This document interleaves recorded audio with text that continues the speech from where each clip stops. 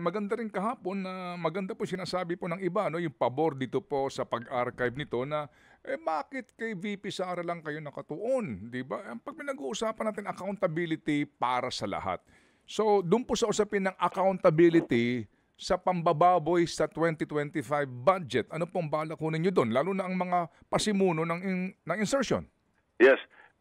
Meron lang kinukumpletong dokumento si Senator Lacson, pati mga litrato para talagang, ika nga, kumbaga sa ano, talagang airtight, ano.